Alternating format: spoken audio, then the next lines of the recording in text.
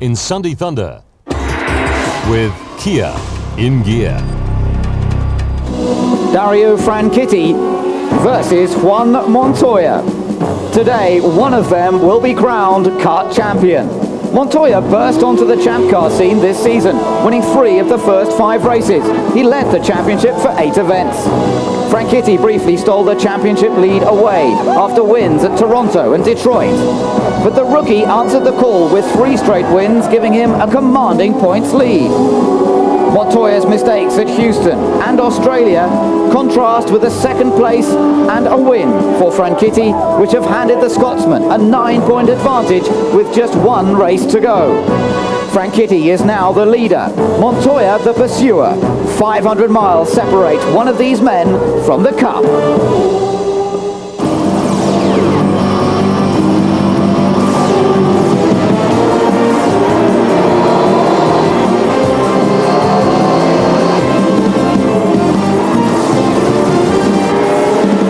Under the watchful gaze of the San Gabriel Mountains, we're all set for the final round of the 1999 FedEx Championship Series. Thank you for joining us. It's Ben Edwards and Jeremy Shaw as we wait to see whether Juan Montoya or Dario Franchitti will become the 1999 champion. Just 9 points separate them coming into this race. And Jeremy, it's been a seesaw battle between the two of them this season. Oh, it absolutely has been. It's been a fantastic duel between these two. There were a few other contenders there in the early part of the season. They fell away, and it's now 9 points between Franchitti and Montoya. Well, let's take a look at the scenario in the championship. For Dario to win the title, if he finishes 3rd or better, no matter what Montoya does, Dario is champion. For Juan to win it, he needs to finish 6th or better, plus the bonus point if Dario doesn't score anything. So it is tougher for Montoya than it is for Franchitti. This week, we've spoken to both contenders about how they're approaching this event.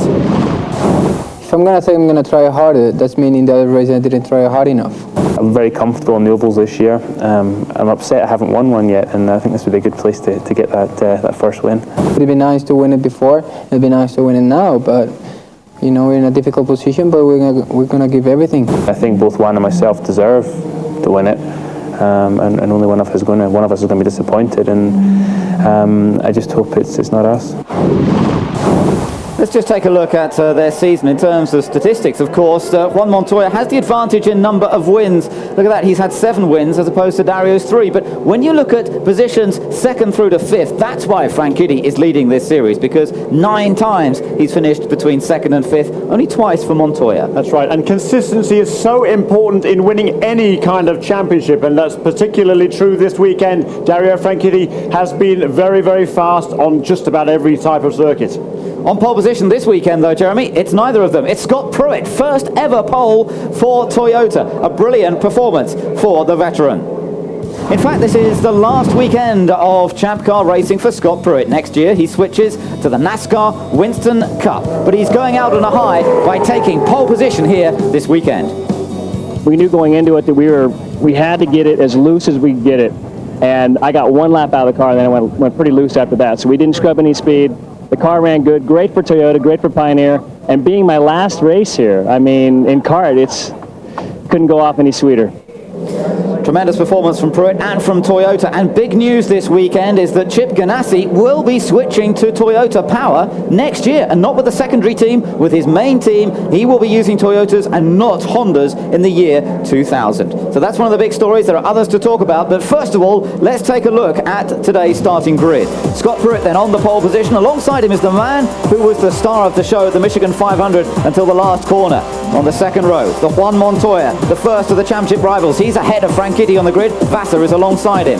On row 3, Brian Hurt, who's struggled on the ovals a little bit this season, but right up at the front this weekend. Michael Andretti, sure to be fast this afternoon.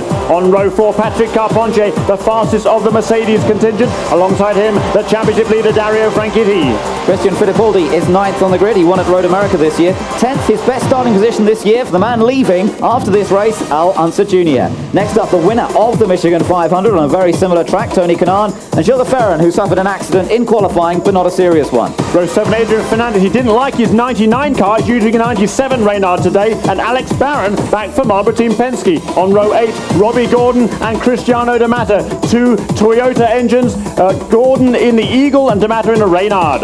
On row 9, the 2 Pac West cars. Again, Mercedes power confirmed for next year, so is Maurizio Guterman and Mark Blundell. They'll be together. Paul Tracy's further down than expected on row 10 of the grid, and Helio Castro Neves discovered last Friday that Hogan Racing is closing for next year. Richie Hearn in the 11th row. He is only 7 tenths away from the pole sitter. Naoki Hattori survived an incident on Friday. Row 12, PJ Jones, the second Patrick Carr, and Dennis Vitolo. And then we get towards the back. Raul Boesel appears again for All-American Racers in Dan Gurney's Eagle chassis. Michel Jourdain is towards the back as well this time. And on the last row on his own is Greg Moore. Now, Greg Moore had an accident yesterday on his pit scooter, would you believe it? He's broken a bone in his right hand. He's using a special cast and a specially adapted steering wheel. And Greg Moore, therefore, has to start from the back. He did not put in a qualifying time yesterday. Keep an eye out for the man who finished second here last year. But the big eyes, the main vision here is on the championship battle between Franchitti and Montoya. We'll be right back with more after the break. Sports coverage of this grand finale to the 1999 FedEx Championship season. Looking down over this 2-mile superspeedway, we're about 40-50 miles due east of downtown Los Angeles, Southern California, and it's typical Californian weather this afternoon. Bright sunshine, really a glorious day.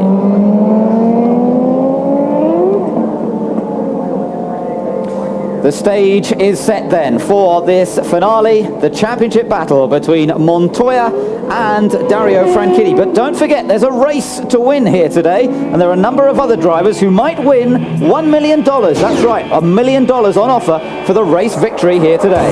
Last year that went to Jimmy Vasser, and this great finish here with Alex Zanardi just hipping Greg Moore, who had led into the final lap. There have been 2 races in kart history that have paid $1 million. Vasser has won both of them. That's an amazing record, isn't it? And remember, he starts at the second row of the grid again today. He's got Juan Montoya alongside him, so again in great shape. Now then, the race is 250 laps long, so take your time, settle down into your seat, and don't get too excited too early in this race. We're looking at a race length of about 3 hours 20 minutes, so it could be a long one, but it could be exciting all the way through, I think. We've got the Hanford wing on the cars. It means a lot of slipstreaming. The banking 14 degrees. It's a 2-mile superspeedway, as we said.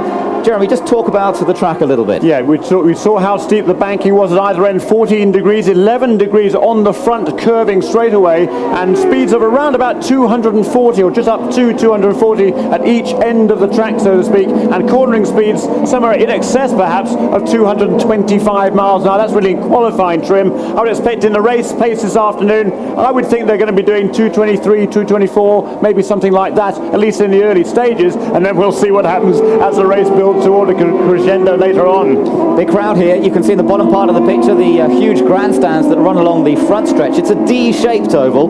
That front stretch is the curve of the D. The back straight is the straight edge of the D. And the corners at either end of the track slightly different in nature. The drivers reckon it's easier to overtake through turns 3 and 4 perhaps than it is through turns 1 and 2. Looking quickly at the onboard cameras here, Cristiano D'Amata, one of those with an onboard. Adrian Fernandez as well.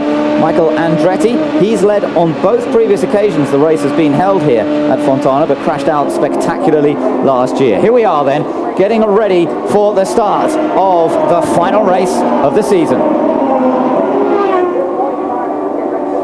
Pace car is in the pit lane, and Scott Pruett and Max Papis lead the field around, coming through turns 3 and 4 now, building up the speed gradually. Scott Pruett, the veteran who was starting his final Champ Car race before going to NASCAR. A great day for him as he starts from Toyota's first ever pole, but how long can he lead as they take the green flag? Max Papis on the outside, Brian Herter on the inside, and diving through on the inside, Montoya down low, Vasser up high, and the 2 Ganassi cars immediately coming to the front as Max Papis has the advantage. Pruett is going backwards from pole position, and now it's Papis and Michael Andretti dropping down on the inside there into second. Montoya down close to the inside as well, and it's all happening immediately on this opening lap.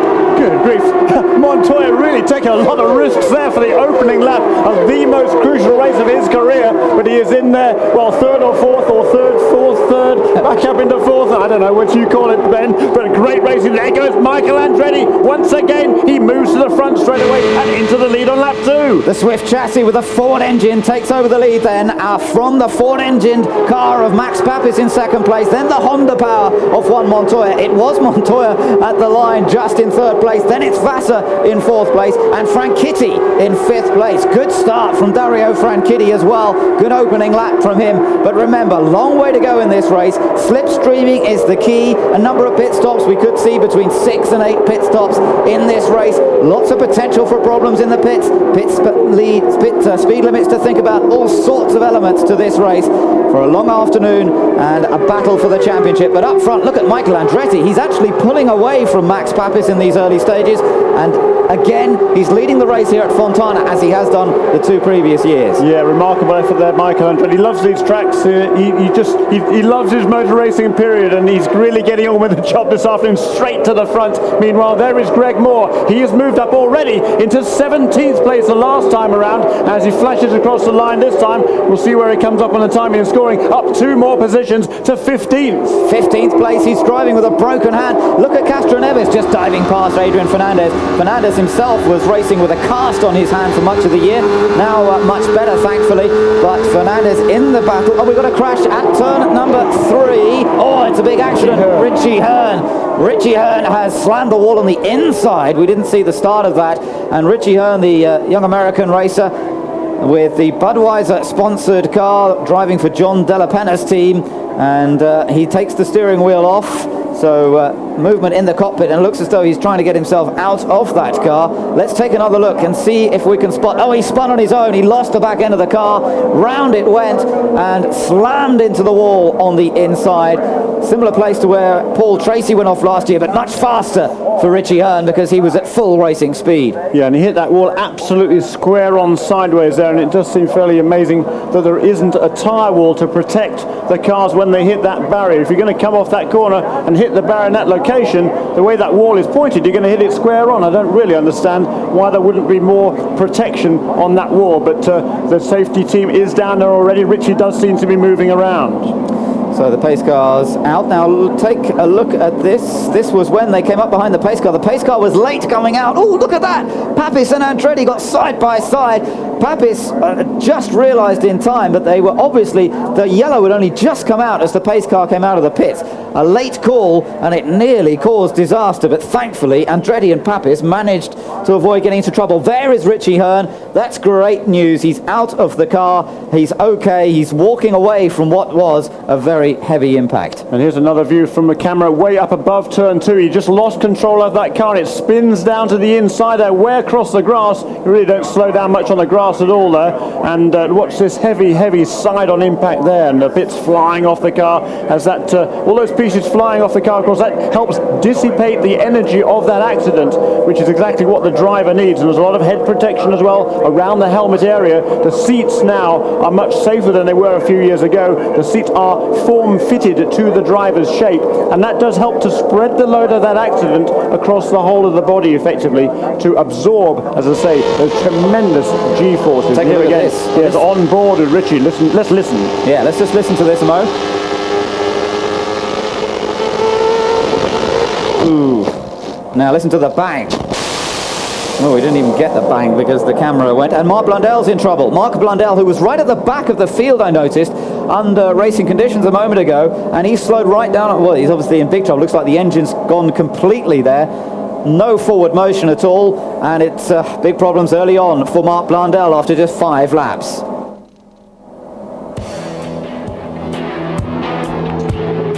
Well, a big crash there for Richie Hearn, and this a season that's had its moments, good, bad and ugly.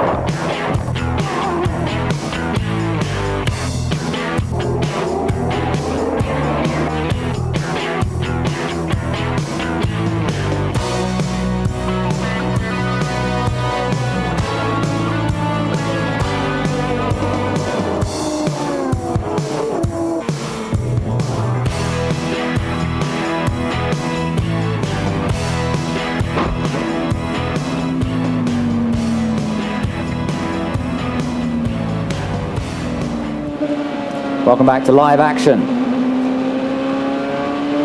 On board with Michael Andretti. He is our race leader. We're under the first caution of the day here at Fontana, and that was as a result of the accident to Richie Hearn. Now, Mark Blundell's restarted. That's interesting. He was given a tow by the safety car.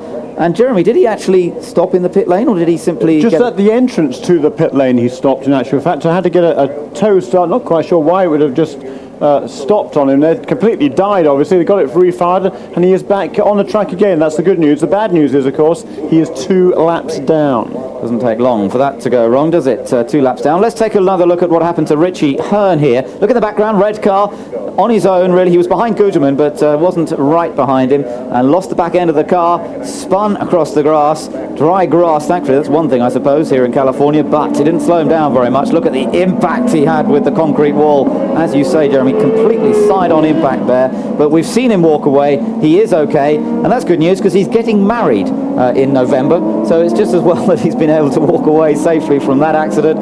Richie Hearn completing his season by getting married to his longtime girlfriend, and I should think he'll be glad to have got out of that one safely. Yeah, he and Brenda, great couple, those two, really good fun, and great to see that Richie is unhurt in that accident. They live out in Las Vegas, or Henderson, in fact, Nevada, one of the suburbs of Las Vegas, and here, though, is Juan Montoya. He is in 3rd place at the moment, and Dario Franchitti, his pretender for the championship, if you like, is 2 places farther back. Yes, not much difference between them, though, is there? Montoya 3rd, Franchitti 5th. Look at Alonso Jr. up into 6th place. We mentioned at the start that this is his best ever qualifying position this year, of this season. He's had a dreadful year, as we know, but watch out for that Penske. There you can see it. Now they begin to pick up speed, and look how far back everybody else is, all tied up behind Mark Blundell, and this has given a huge jump to the lead group. Blundell cruising around and being passed now as it goes green. Nobody could pass him until they got the green. Andretti leads across the line then. Papis and Montoya battling over 2nd position as they go into turn number 1. Behind them it's Vassar and Franchitti, and then there's a big gap back because Blundell was slow away on that restart, and nobody could pass him until they got the green flag. That's right, but I can't quite understand why Mark took up position there halfway up the field. That was rather odd. He'd rejoined at the back of the pack and sort of passed a whole bunch of cars and then held them all up, which was somewhat odd. Oh, crikey. A huge accident for Greg.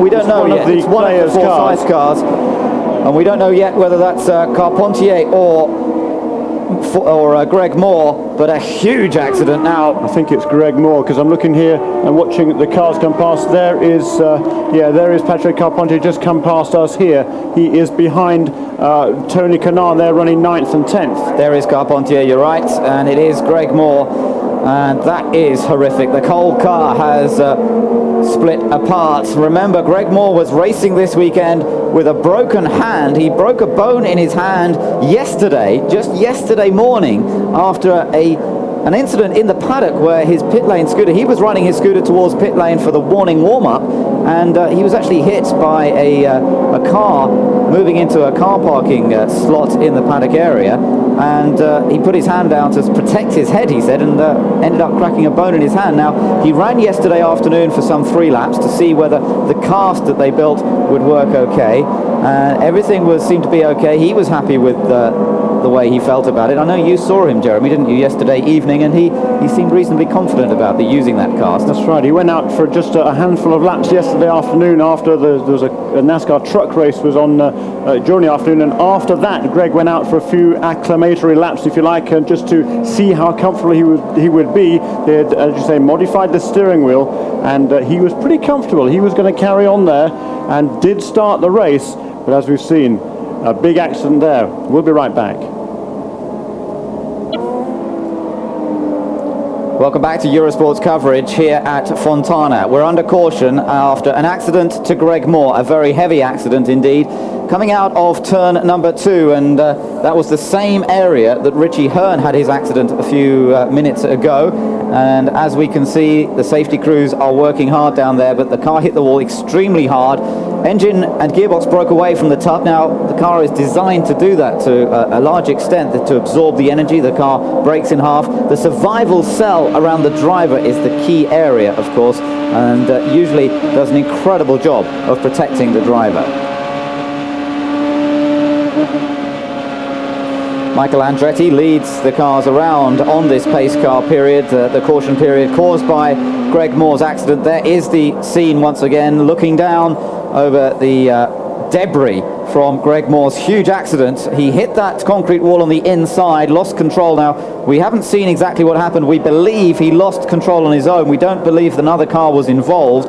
Perhaps a similar accident to the one that we saw for Richie Hearn when he lost the back end of his car. Turbulence is a major factor in this kind of race, Jeremy. They're running the Hanford device again. Now, this is a rear wing device which allows for a lot of slipstreaming. It produces much more drag and less downforce effectively than the old rear wing, but that does cause quite a lot of turbulence, doesn't it, behind the car? So if you're following somebody, you lose a great deal of downforce. Yes, you do, and particularly with the draft that you get on these cars, they really get a big slipstreaming effect, and when you're following another car, it sucks you right in there behind another car, and then when you get right close to behind another car, there is effectively no aerodynamic influence on the front wings of your car, so you tend to lose then the front end. And if you're coming out of a corner in that situation, if the front end is not really breaking any air, so to speak, the air is flowing around the car and not really getting onto those front wings, so the front end tends to go a bit loose, so to speak, and the car tends to slide,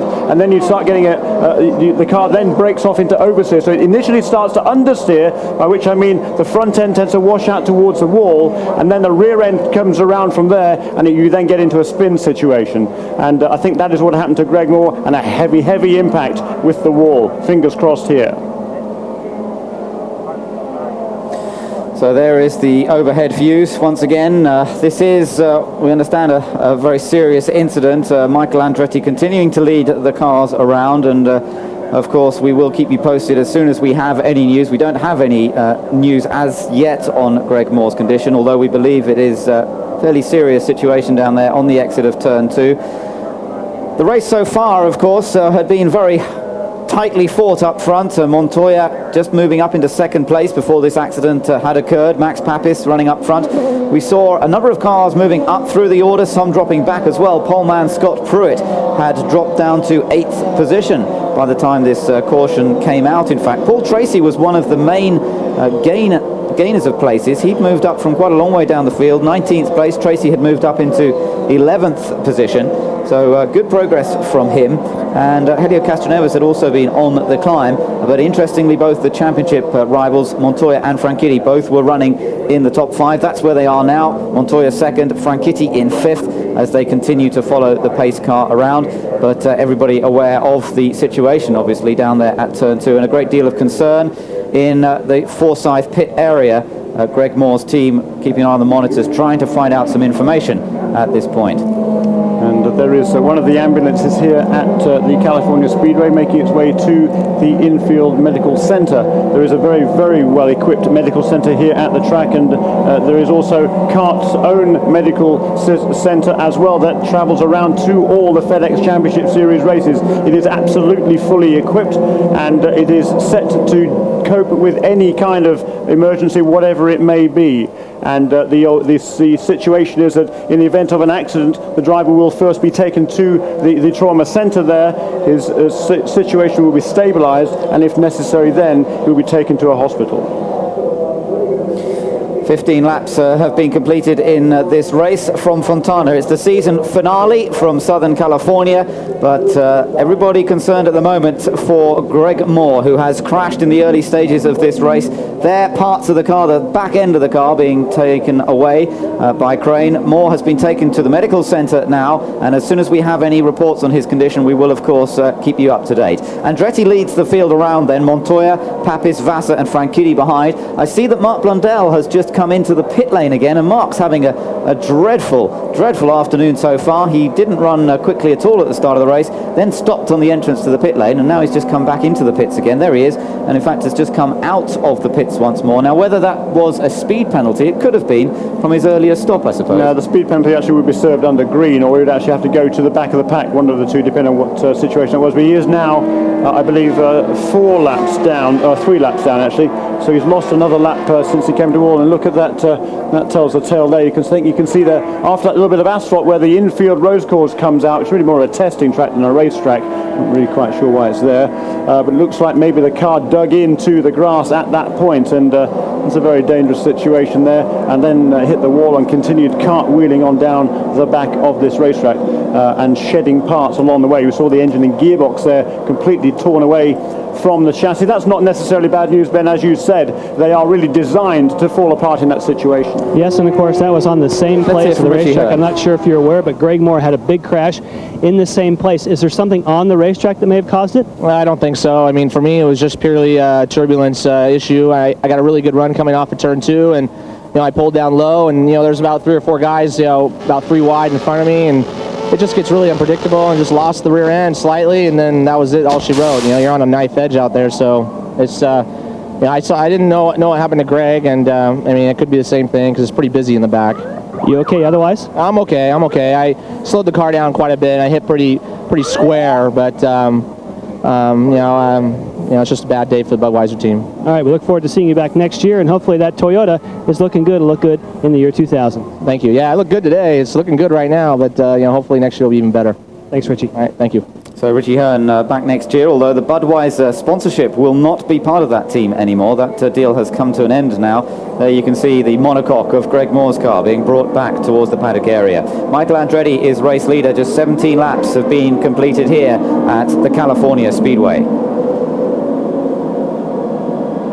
Found on the caution period here as a result of Greg Moore's serious accident at turn 2, and in fact it looks as though Moore has been taken away very quickly from that scene. Let's just take a look now at the field summary at the moment. Andretti, our race leader from Montoya, Papis in 3rd place, then Vassar, Franchitti, Unser Jr. up there in 6th, Pruett, Herter, Canaan, and then Carpentier in 10th place with Paul Tracy and Gilles de Ferran into 12th. Tracy moving up very well there from 19th. He was at the start, up into 11th already. Robbie Gordon there running well also in his Toyota engine car, just ahead of Cristiano De Mata and Elio Castro Neves. And Christian Fittipaldi, he's fallen back somewhat. He started 9th and is back now in 16th place. Jones, Fernandez, and then behind Fernandez, all of these guys have actually made a pit stop during this caution. Bozell, Jourdain, Vitolo, and Mauricio Guzman, and also Alex Barron have all been into the pits during this extended caution.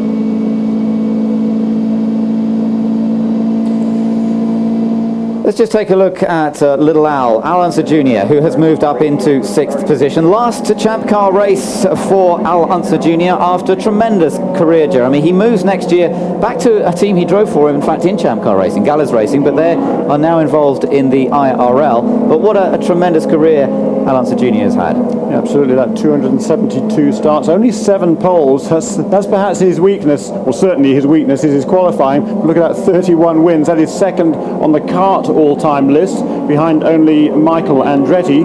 Of course, IndyCar wins overall. The top leader there is AJ Foyt with 67, followed by Mario Andretti with 51. But these guys are not far behind them at all. There's a lot more races perhaps in the 60s than there were in the 70s and 80s. And Michael Andretti there, he's won a championship already with Gallers Racing in 1991. That was the first of his kart series. And as you say, back to Rick Gallers' team for the 2000 season, and he will race in the IRL. He's certainly struggled the last couple of years in here, and whereas if qualifying is a weakness, a few years ago it really wasn't too much of a problem. Michael Andretti really himself also decided to concentrate more on race setups rather than qualifying setups for a while, just to make sure the car was consistent during the races, and really that's been a trademark of his close friend Al Unser Jr.'s whole career. Well, nowadays, if you don't concentrate also on qualifying, you start way back in a pack, and as competitive as this series now is, it just makes it that much more difficult to make up that ground and get up to the front. That's right. So Al Unser Jr. moves on, and Scott Pruett also moving on. He'll be going off to the Winston Cup, and this is his last champ car start. But look, he took his pole tally up to 4 as a result of pole position here yesterday, and that's the 2nd pole in a row here at Fontana. Last year he did it with Ford power when he was driving for the Patrick team.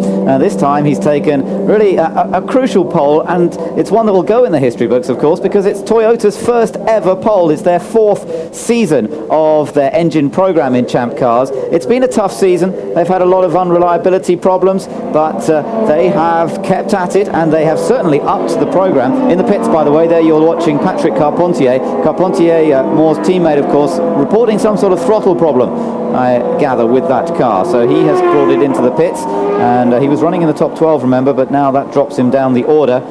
And we gather that there's just one more lap now till the green flag comes out again.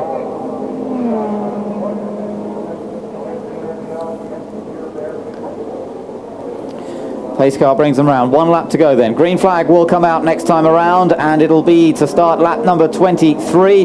Very early stages still in this 500-mile race, and there are reports of some fluid from the back of Michael Andretti's car. Now, presumably the reports are coming from Montoya and Papis and Vassar, who are stacked up behind Andretti, because presumably they're getting some fluid on their visors. Now, we don't know any more about that yet, and it may just be the car's running a little hot at these slow speeds. Not enough airflow through the radiators, of course. That can be fairly crucial. Yeah, a very common phenomenon on these cars when they do trail around behind the pace car at these reduced speeds. You know, when they're running at 240 miles an hour, there's plenty of air flowing through those radiators on the side of these cars. But when they're only going around at 70 or 80 miles an hour, they just do not get that air into the radiators. There is not enough air flowing through those radiators to cool the engine significantly. So they will sometimes blow off a little bit of steam through the bleed-off valves there. We're waiting for the green as they accelerate through turns 3 and 4. Michael Andretti really standing on it very quickly there to get away from Montoya. Now remember how well these two worked together at the Michigan 500. Across the line they go at the restart. Lap number 24. Look at Montoya. What a tremendous slipstream he's picked up. Pure slipstream that was. Just the hole in the air that Michael Andretti had created, used by Juan Montoya to slipstream past. Now I wonder if we'll see them work together again. We may well do. They worked so effectively together at Michigan in the early stages. They perhaps didn't work so well together in the latter stages and allowed Max Papis to get away a little bit. And early stages here, I think they will tend to team up a bit. Yeah, I'm not sure about working together. I think they just both want to lead as many laps as they can. Of course, you know, leading that one, if he can lead most laps, that is an extra championship point, and that could be crucial in the end of the day for Juan Montoya. That's why he really does want to get to the front. Michael Andretti, well, he always wants to be at the front. Yes, he loves to lead, doesn't he? He loves to win from the front. The Swift chassis running well. A winner this year already, but Michael Andretti would love to take the final win of the 1999 season. There is Scott Pruett, the pole sitter, dropped away very quickly in the first few laps, but he now holds on to 9th place and seems to be running relatively happily there. Tony Kanaan, the winner of Michigan, is right behind him in 10th. Then Gilles de Ferran in 11th. Cristiano de Mata is 12th, ahead of Helio Castroneves and PJ Jones. Now, Franchitti is running well. We're looking there at Ansa Junior, just being passed by Paul Tracy. Absolutely, by Paul Tracy. Paul Tracy made a great restart. He passed 4 cars at the restart. He has now got past Ansa Junior. There goes Franchitti out of our picture. Here now is Paul Tracy up into 6th position after starting 19th. Really a man on the move. Yes, and he looked confident this morning, talking just before the warm-up. He was very confident, relaxed, didn't seem too bothered that he hadn't qualified that well. Yesterday he seemed a little bit more concerned. They basically put a bit too much wing on the car in qualifying. It had got more windy. He went out just after Gilles de Ferran had had his accident, and I think the crew got a bit nervous. They thought, well, we better put a bit more wing on.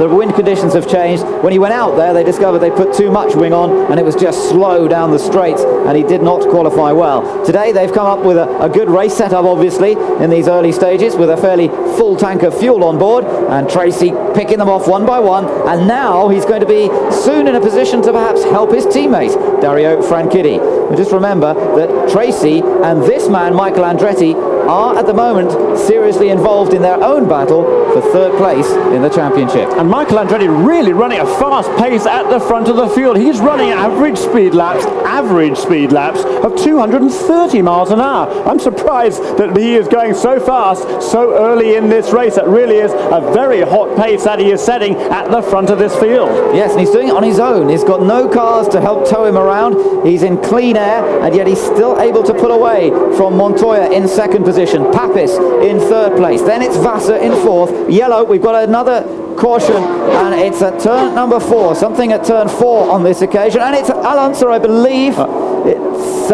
one of the Penske's. It's Alex Barron. It's the other Penske. It's Alex Barron taking another start in the Penske here this weekend, but it is Barron who has crashed against the wall. He's wiped off the right-hand side of the car, and boy, we are seeing a number of accidents. We saw a relatively clean series of practice and qualifying sessions, only 2 accidents, and one of those was very minor, and now already in this race we have seen 3 heavy impacts. He's out of the car, that's good news. Alex Barron, the man who raced for Dan Gurney's team for a while. There, by the way, is Greg Moore being helicoptered away, and he will be taken to the Loma Linda University Medical Center. That is the nearby medical unit that they are using this weekend. Barron, meanwhile, is out of his car, and a great shame for the young American, who is a very impressive driver, but perhaps hasn't had the equipment to prove what he can do. He's a former Atlantic champion, moved up to Champ Cars with Dan Gurney's team. Let's take a look here and identify what happened. There he is on his own, and the back end came out. He corrected, and that classic thing then, it went up the banking towards the wall and smack with the rear wing. And a good save there by Alex Barron. That's what a road racing driver tends to do by instinct. When the car goes sideways, he steers into that slide. He corrects that slide with some opposite lock. And the problem at that situation is then if the car then grips, the front end of the car then grips with opposite lock on, so you're effectively turning right on a left-hand corner, and if the front end then grips, it takes you straight up towards the wall. And that's what happened there to Alex Barron. The car snapped to the right, and then he had to correct it again to the left, and did a pretty good job of straightening it out, so he did not hit the wall with a head-on kind of an impact. He was able to get that car pretty much spun around, so he scrubbed off a good bit more speed. So a pretty good save from a nasty looking situation for Alex Barron. You're just looking briefly there at the spotters on top of the grandstand, just above our heads, actually, where our commentary box is. They're radioing through to their drivers to watch out, what to look for when they're clear of another car, that sort of thing. You saw Rick Mears up there. He works with Team Penske, former driver for the team, of course, former champion, great driver in his own right. Nowadays works in an advisory capacity for Team Penske, and saw his nephew almost win the Indy Lights Championship here today. Casey Mears came close to winning the title, but in fact the title went to the Spaniard Oriol Servia. So celebrations in Spain tonight for Oriol Servia, the new Indy Lights champion of 1999. But big story also that Johnny Kane took his first win in the Indy Lights Championship, and he drives for Team Green, Jeremy. So Team Green seem to be having quite a good weekend so far. That's absolutely right. And on Thursday, Team Green also won the inaugural Craftsman Pit Crew Challenge, which is a pit stop contest. It runs over the whole season, and then the 4 leading contenders during the season got together on Thursday for effectively a shootout. They had to make 2 pit stops each, and Paul Tracy's number 26 crew, that's Tony Cotman and the boys there on that car, came out the victorious in that contest and pocketed a very nice $50,000. Thank you very much. Yeah, well, good work from Team Green to win that competition. They've also taken the win in the Indy Lights race, not the championship, but the actual race here today with former British Formula 3 champion Johnny Kane. And now we are going to see the first round of pit stops. Into the pits leads Michael Andretti, Montoya behind him, and remember, 50-mile-an-hour speed limit. Now, they were warned yesterday by Wally Dallenbach, the chief steward, not to get too marginal on those speed limits, because they are going to penalise them tightly if they go over the 50-mile-an-hour limit. They will be given a drive-through penalty. And he said to the drivers, look, many of you are getting so close, it's very marginal, so tell your teams to set those speed limit buttons at below the 50-mile-an-hour mark. You can see there that Montoya's speed limit button seemed to be a fraction faster than Michael Andretti's, but let's see whether that helps him get out ahead. Michael Andretti, top of your picture. Is he going to get out ahead of Montoya? No, Montoya's out first. Papis, I think, is no, Andretti and Franchitti. Is that Franchitti? I think it is, who's come out in second position as they get to the blend line. Now, I'm not sure if that's Franchitti or Tracy. We'll have to check that. I would imagine that it was Franchitti, but it may well have been Tracy if they got a really good stop. We'll check that as soon as we get a better view as they come back out onto the back section of the track. I think it's Tracy, actually. I think it's Paul Tracy who's moved up into second position. So that was really a remarkably quick stop for Team Green. Yes, it is. It's Paul Tracy who has moved up into second position there. And a bit of change with Montoya now taking over the lead of this race, and Michael Andretti back into third.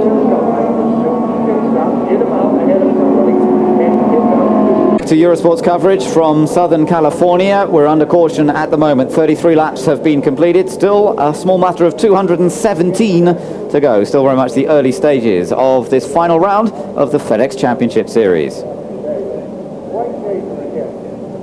The pace car leading the field around at the moment, and we've seen that first round of pit stops and problems for Cristiano De Mata. He came into the pits, Jeremy, went back out, and now he's come back in and jumped out the car. Yeah, he was dead stick, as they say, down the pit lane, that time just coasting down pit lane. Clearly a terminal problem there, and the end of Cristiano De Mata's rookie season for Arciero Wells Racing. That's a disappointing end for him. He's had some very, very good runs this season, and of course he and his teammate Scott Pruett have really turned up the wick on these Toyota engines these last few races. But having said that, after starting from the pole, Scott Pruett slipped back to, he was actually running in 10th place before this latest caution, and after he had a bad pit stop, he's way back now in 19th.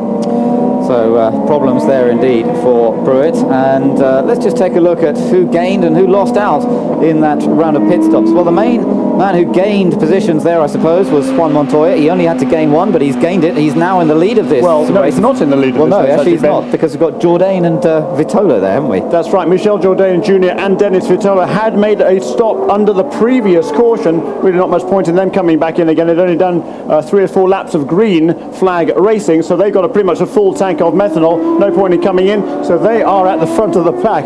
But the head of the real race, I think you have to say, is certainly Juan Montoya. And then Paul Tracy, who has charged up through his pack. Another great pit stop by those guys, and there he is, right up towards the front. What a confident man Tracy is at the end of this season compared to where he was at the end of last season. Do you remember how he threw this race away? A potential victory here last year on a restart. Well, now we're getting another restart underway. The green flag awaits them, and Montoya begins to pick up the pace. Can't overtake until the green comes out. Now the green's out, and he's been completely outfoxed there by Paul Tracy. Tracy got the timing perfect and takes the lead as they go across the line, before the line in fact. Montoya picks up the slipstream though and comes back at him as they go into turn 1 and 2, and Michael Andretti's in behind those two of them and right in the battle as well. Look at the cars moving, working their way out towards the wall, and now Michael Andretti's got the chance to pick up the slipstream, has he? Not quite, to pass Montoya into turn 3. No, not quite close. Look at that car there moving around a little bit there as he turns into the corner, and Montoya's car there slid a little wide going into the corner. He has to get out of the throttle, and that enables Michael Andretti to go past. That was interesting. Yes, it was interesting. Jourdain leads, Michel Jourdain Jr. leads at the moment, but I can't think for much longer because Paul Tracy has caught up to the back virtually of the Peyton Coyne car. Meanwhile, look at onboard Michael Andretti. You can see they are working hard. Remember, the tyres relatively cold. They changed onto new tyres just before this restart. No tyre warmers, and look at Andretti so fast there into turn 3, and Montoya definitely seems to be struggling for speed, for grip going into turn 3. Tracy has taken the lead now from Jourdain. Jourdain now coming under attack from Michael Andretti, and meanwhile Max Papis is going past Juan Montoya. And Christian Fittipaldi also moving up into the picture as well. He now was dicing with Dario Franchitti as they went into turn 1. That is a battle for 6th and 7th. But look here, coming down into turn 4, that's Tracy in the lead. Michael Andretti to the inside of Michel Jourdain Jr. So now Michael Andretti retakes that lead where he was by quite a decent margin before the last caution period and the first round of pit stops. Remember, he had pulled away quite a good advantage before that point. Now he's got himself in front again. Let's see if he can do it once more. There goes Michael past Paul Tracy and into the lead of this race, and again he looks so quick on the early stint. Whether he can keep that up throughout this race is another matter, but it's now Andretti leading, Tracy second, Papis into 3rd place, Jourdain is back into 4th position, then it's Montoya and Franchitti. The two of them pretty much together on the racetrack now. Absolutely right, great stuff here, but of course very early stages in the race, 250 laps, we're just across the line. There goes Michael Andretti. That is 39 laps in the book, so a long way to go. Yeah, it's about patience. It's about trying to protect the car, look after the car until the final 100 miles, the final 50 laps of this race. That's what Jimmy Vasser reckons, and he's had an extremely good record at these 500-mile races, winning here last year, winning the $1 million prize, and remember, once again this year, $1 million on offer to the winner of this race. The champion will also get $1 million for winning the title, but just one race here at Fontana worth $1 million to the race winner. Papis. Got to be a good bet for that after his performance at Michigan earlier this year. And he's chasing after Paul Tracy. There they are. Tracy in the green and white car. Max Papis in the blue and white Miller Lite machine in third place. Then look in the background, you can see Juan Montoya next up, and then Dario Franchitti battling with Michel Jourdain Jr. And once again, Michael Andretti disappearing at the front of this field. He is so much faster than everybody else in these early stages. Once again, across the line there, 32.0 seconds. That is just about 229 miles an hour. And again, he pulls away a half a second a lap over Paul Tracy. You can see there, look at those times at the line. 227.6 miles an hour for Michael Andretti, my maths is a bit out, and 224 for Paul Tracy, 3 miles an hour faster. Amazing performance. Look at this, Helio Castroneves coming on Brian Herter, and Castroneves in his last outing for Hogan Racing. Not only that, it's the last outing for the team. Last Friday it was announced that they would be shutting down the shop from Monday, in fact. So just the day after this race, the whole thing will be shut down. Mechanics trying to find new jobs elsewhere, and Helio Castroneves looking for a drive for the year 2000. Yeah, and that is a shame. I'm sure it'll be a short-lived situation. There's quite a few very, very good drivers looking for jobs, of course, which is a shame to see. But I'm sure Helio Castroneves will not take too long to find one. And he really is running very well this afternoon in that Lola chassis. Yes, he was one of the few to take the battle to Montoya in the early part of the season. Meanwhile, down in the pits, Dr. Steve Olvey. Let's hear from him. What can you tell us, Doctor, about Greg? Greg has severe head and internal injuries. He's being sent to Loma Linda Hospital for further resuscitative efforts. Dr. Jeff Grange, who's the chief emergency doctor here in this area, is with him in the helicopter and is going to report back to me soon. This is a life-threatening situation? Yes, it is. Thank you. Well, that is the latest update, and of course all our thoughts are with Greg Moore at this moment, and let's just hope that there is good news as we go through this race. We will keep you up to date with any news that we get, but obviously a very serious situation for the Canadian driver. Up front in this race, Michael Andretti, as you say, once again opening up that advantage, 4.4 seconds his lead now over Paul Tracy. Max Papis close in behind Tracy, still in third place, and then Montoya and Franchitti separated by just 0.4 of a second. Awfully hard to keep up our concentration, I must admit, in this situation here with Greg Moore, a very good friend of all of ours, of course. The race does go on, however, so we will be doing our best to bring it to you as well. As you see there, that is Mauricio Gugelmin, who's running in 7th place, and Michael Andretti still pulling away very rapidly at the front of the field. The gap now out of 5 seconds.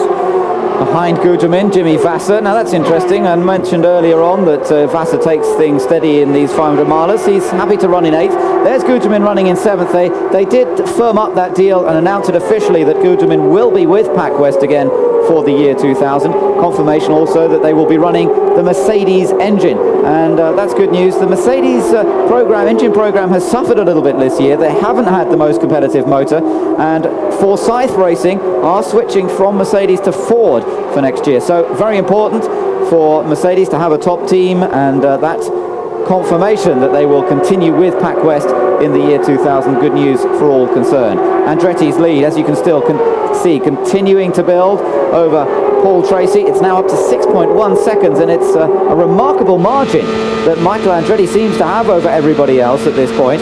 Using Ford Cosworth XD power, it's the last outing for this Cosworth XD engine. It's been on the scene for some 4 years, and it's been developed to its ultimate peak this year. A brilliant performance, but Ford were very proudly showing off their new engine earlier this weekend. Yeah, Bruce Wood, the designer of the XF and in fact the XD, was here on hand on Friday and very proudly, as you say, unveiling the new engine for next year. It is 55 pounds lighter than the current XD. A real state-of-the-art power plant there, an 18% reduction in weight. That is absolutely amazing. And the whole center of gravity of the engine down 3/4 of 1 inch. 3/4 of an inch might not sound like a heck of a lot, but in terms of the weight of an engine and the balance of a racing car, that is very, very significant indeed, and Ford has huge high hopes for that engine. Pole sitter Scott Pruett coming into the pits and reports the engine is running extremely roughly, and that looks as though it could be over for both the Arciero Wells cars, and that would be a great shame. We've seen Cristiano De Mata go out of this race already,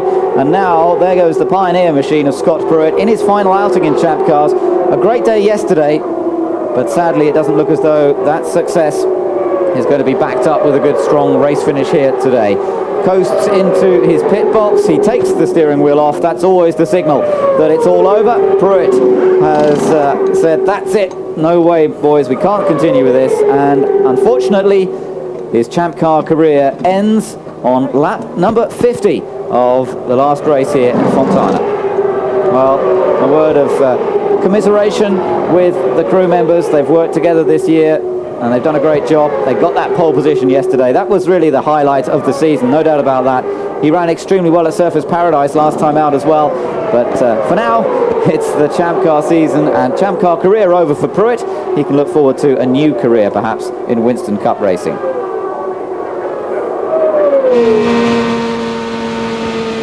On board with Michael Andretti now as he continues to run away up front in this race. 8.4 seconds his lead over Paul Tracy, and I guess what he's trying to do is to go as quickly as possible, hope for no caution periods, try and put a lap on everybody. Well, I'll tell you what, at this rate, if he carries on like this, he might actually manage to do that. Down in the pits meanwhile, Scott Pruett has already met up with our man down there in the pit lane, and let's see if we get a chance to hear from him.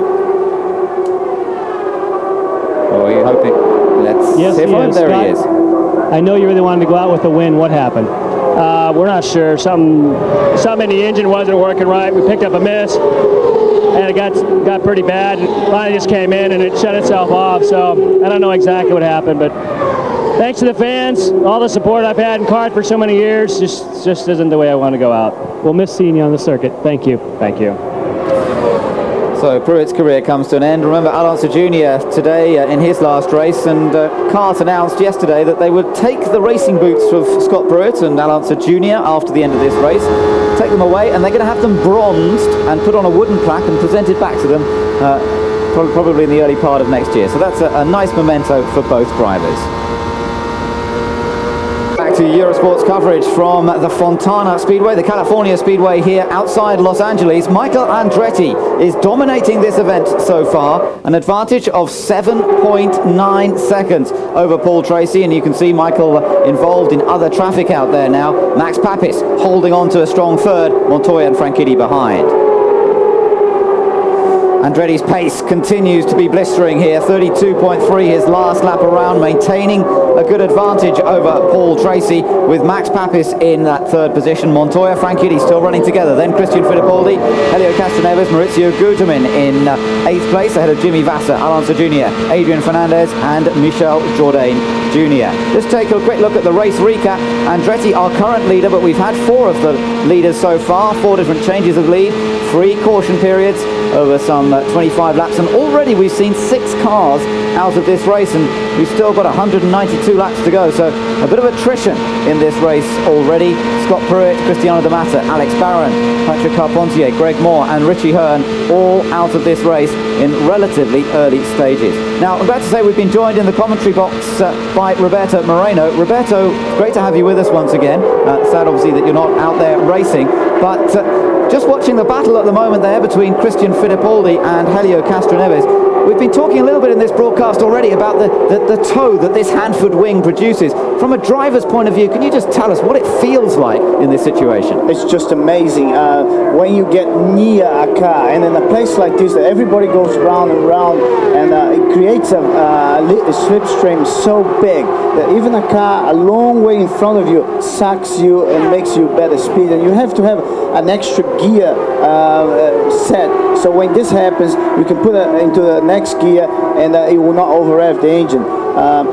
2 drivers are amazing me in this at this point in this race. One is Michael, the way his car is handling, and also Castroneves, the way he's flying through the traffic and coming up to the top. So I think those 2 guys have a fantastic car in their hands, and it's just so good to have a car like this in the race as fast as this.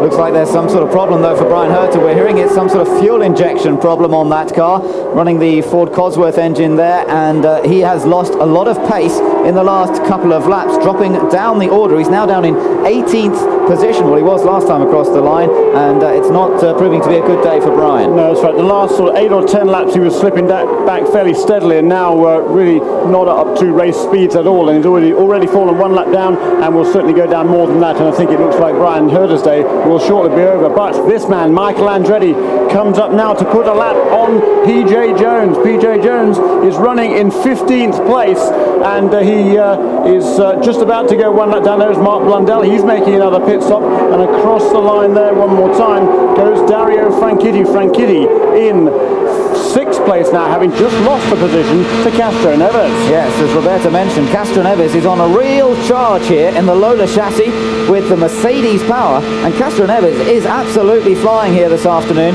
He hasn't had a particularly good run of races in the last few, but today they've got a car that's working well in traffic, as you pointed out there, Roberto. And the interesting thing is his car's working well in traffic. Well, it looks like Michael's car is working brilliantly in clean air. Indeed, but Michael can also fight and get back to the front very quickly. So they both have a fantastic car in their hand. And I looked carefully before, and Castro Neves was able to come down. He was in the middle of the corner and come from the top behind another car, which is really amazing, and come all the way down to the bottom, crossing a slipstream. This situation, only when you have an extremely good handling car, you can achieve it.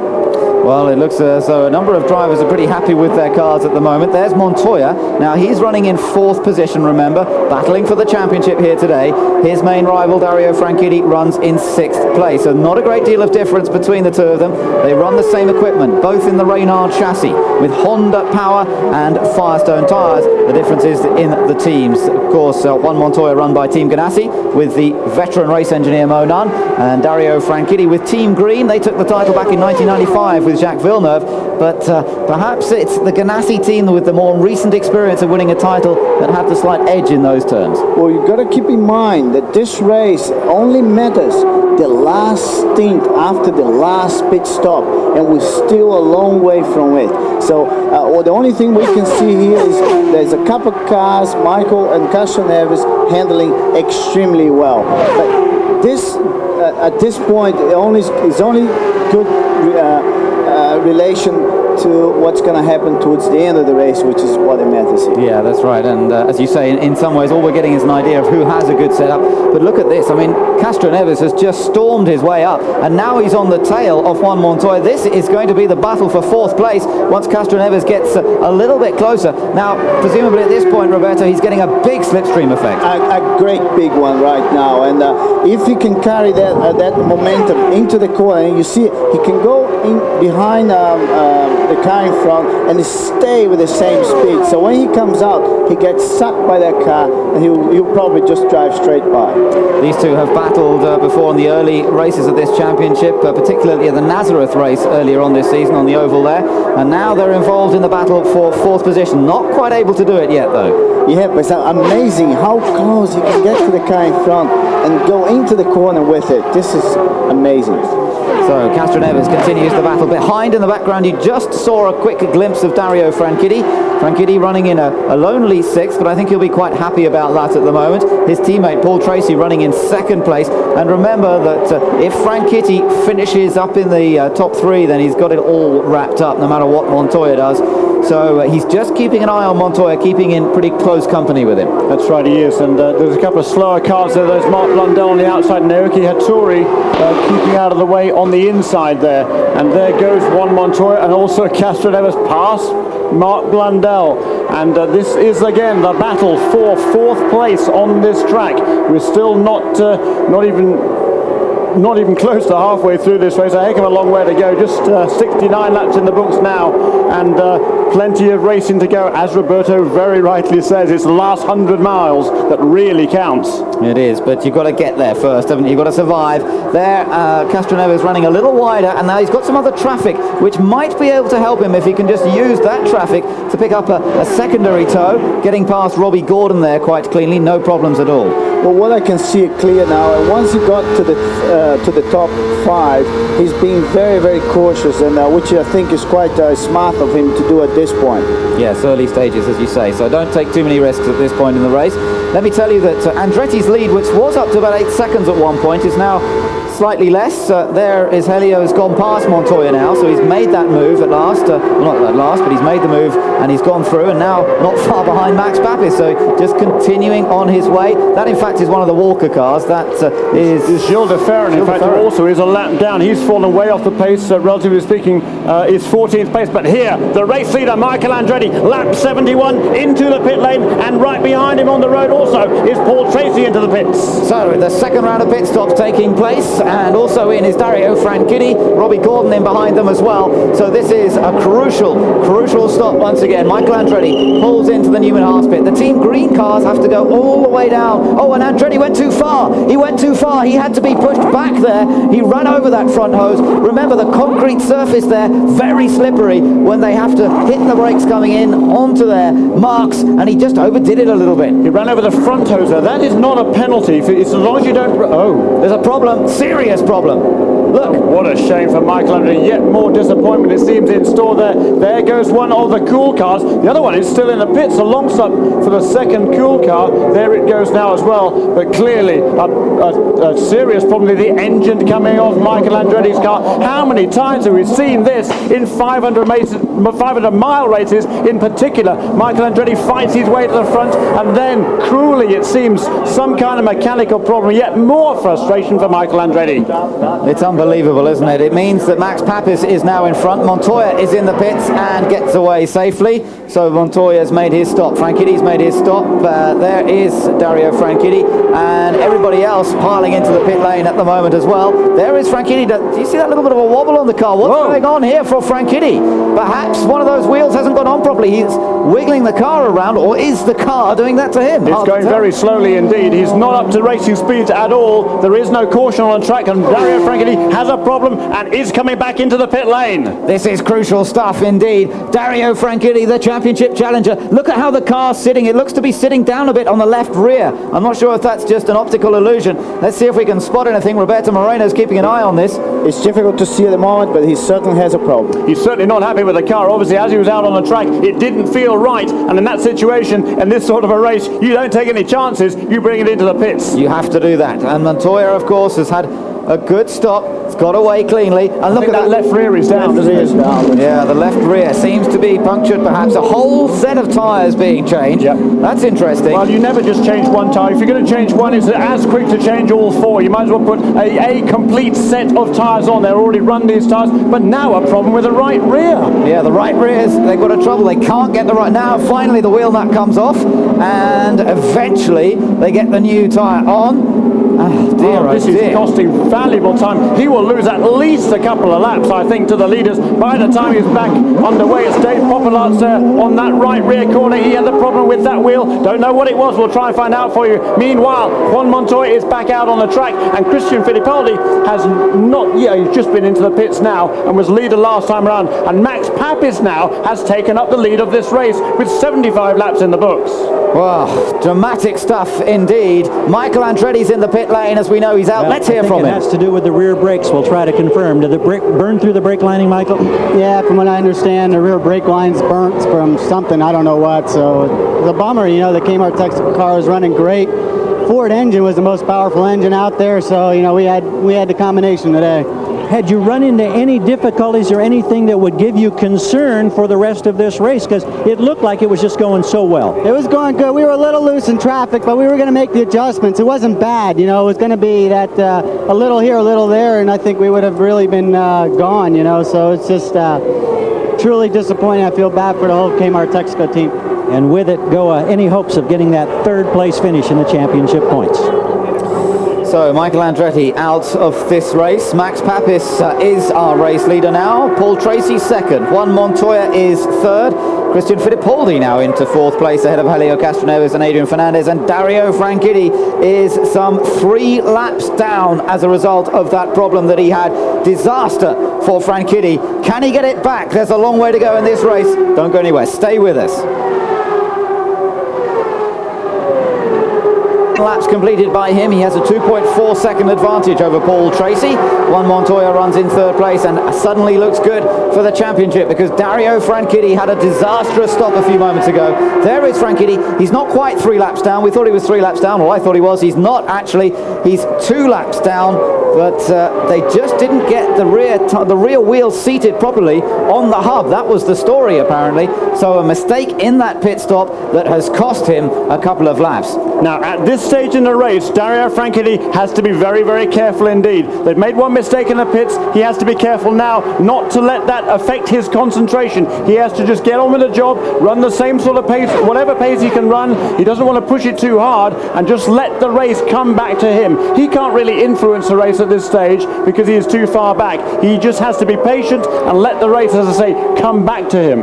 And what that means in many ways is hoping that strategy can play its part. Perhaps a caution period coming out at the right time would just allow him to get back onto the lead lap. That's the key. Yeah, he is 2 laps down, and you might think that's an insurmountable disadvantage. It really isn't. We saw at Michigan in July, Tony Kanaan came back from 1 lap down, and he won the race. And that's far from unprecedented in this series. We've seen people in the past come back from 2 laps down, or even more, in fact, and win the race. But he doesn't necessarily, of course, have to win the race. What you do in those situations is you do the opposite to the leaders, and you're hoping that when the yellow comes, the leaders stop on the pits. You don't have to, and so you just try to do a strategy different to the leaders. Well, let's watch that as this race develops. 166 laps still to go here. 84 laps have been completed. Max Papis, the man who came so close to winning at Michigan, is up front once again now. We're watching Maurizio Gugelmin once again running in 7th place, and the Pac West team having a good record on these kind of tracks, on the super speedways and in 500-mile races as well. Maurizio himself's had some good finishes on this racetrack and lying in a good solid 7th place. That's quite comfortable at the moment. He'll be happy about that and running at a consistent pace. Jimmy Vasser runs behind him, and we've got an accident for Dennis Vitolo coming into the pits by the looks of things. Yes, not slightly unconventional approach to the pit lane there. Not only did he go backwards, we also got a fire there on the back of the car as well. So not good news all around for Dennis Vitolo. The good news is, if there is any, he didn't hit anything. No, that's right. Well, the caution has been thrown. The yellow flag is out, and the marshal's rushing down there with a bucket of water, but another marshal's already there with an extinguisher. And again, that is, I think, good news for Dario Franchitti. I think he was, there he is, spinning down. He was trying to make a pit stop, and it's pretty tricky on this type of racetrack. As Roberto will say in all seriousness, you come off the banking there onto the apron where the road flattens out off the banking, and it is not very easy, is it, Roberto? It is very easy to make that mistake.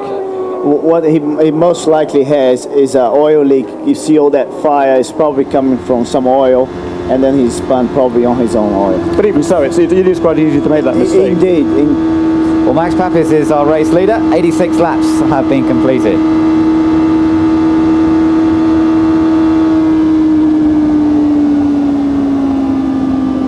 We're watching on board with Adrian Fernandez, just relaxing that right hand a little bit. So remember, that was the hand that he broke earlier on this season and ran with a cast on that arm for a while. Just relaxing the right hand, taking the advantage of a caution period here to just settle down a little bit, take some deep breaths, relax the hands on the steering wheel, which are clenched pretty tightly when you're doing 240, 250 miles an hour. Yeah, you're hanging on for grim death around this sort of place. It really is a fairly daunting experience. Of course, this caution was very good news for Dario Franchitti. As I said, he was running ahead of the race leader and only by 100 yards or so on the racetrack when the yellow came out. So as the pace car picks up the race leader, Dario Franchitti then is able to go all the way around the pack and rejoin at the back of the line. So effectively there, he has gained 3/4 of a lap in one fell swoop. And another couple of instances of that situation, and he can certainly be back in contention for a very good placing this weekend. Yes, but he may well need it because Montoya running in 3rd position at the moment, looking good in terms of the championship. But a long way to go in this race, still not at half distance yet. We're about 1/3 distance completed, that's all. It seems to be a long race. It is a long race, and there's plenty more to come in this one before it's all done. Helio Castroneves, as you mentioned earlier, Jeremy, lost some time in the pit stops, but running in a good 5th place at the moment, just ahead of Adrian Fernandez, as we take a look at the overhead view above this 2-mile California Speedway. The packed grandstands on the right-hand side of the shot there, and everybody enjoying an absolutely gloriously sunny day. Gorgeous conditions, no breeze really, or just a tiny breeze, none of the strong winds that we saw in qualifying, which was affecting a lot of the cars. Today, really just about perfect conditions for the race. Looking down over the speedway then, as Papis leads on another caution period here in the season finale of the FedEx Championship Series. Just coming into the pits, a few cars. Jimmy Vasser, interestingly, has decided to come into the pits. Now, Jimmy was running in 9th place, and he has come into the pits on this caution period. Just seeing if anybody else has taken advantage of it. Nobody else yet, but he has made his stop, back out again. We may see Franchitti come into the pits perhaps on the next lap. Of course, he's more than a lap down. Cars on the lead lap are allowed to come in first, and then cars a lap down or more come in the next time around. That's true, and there's only been Dario Franchitti made his last pit stop on lap 71. We ran up until lap 85 before the caution came out, so he ran 14 laps under green flag conditions, and this is a 2-mile track around here. You're probably going to get a little bit better than 2 miles a gallon in race situation, so he's used up 14 gallons, let's say. That's well over 1/3 of a tank, certainly, of fuel, so you might as well come in, I would suggest, and top it up, and then hope that you get another caution at the right time, and if the leaders then come in to make a pit stop and you stay out, and then there's another caution period, then he will make up again another lap. So that's the sort of strategy that Barry Green and his crew will be working on as this long race progresses. Yes, and now he has to make his way all the way to the end of the pit lane. Apparently this set of tyres, which went on, of course, in a bit of a panic because he made a second stop, they hadn't been pressured correctly, they hadn't been set perfectly for going out on track. So in fact, he's ended up out there on tyres that have not been correctly pressured, and on an oval track, Roberto, tyre pressures are absolutely critical, down to half a pound, aren't they? Indeed, and in every track actually, you can change the balance of the car now with tyre pressures. In the race I did in Chicago this year, I got a car that was complete oversteer at the beginning of the race to a very good handling car towards the end, just by changing tyre pressures. It's amazing just how sensitive these cars can be. Yes, it's like go-karts used to be, half a pound or a pound, they can change the whole setup. Okay, well, we're getting ready to go green once again. Max Papis leads the field around as we have one more lap under caution period before we go green flag. And again, let's go back to July and the US 500 at Michigan Speedway. Max Papis led 144 laps of that race, 142 perhaps it was, and then ran out of fuel half a lap from the end. And again, another dominating show so far, it seems, from Max Papis, looking very, very strong.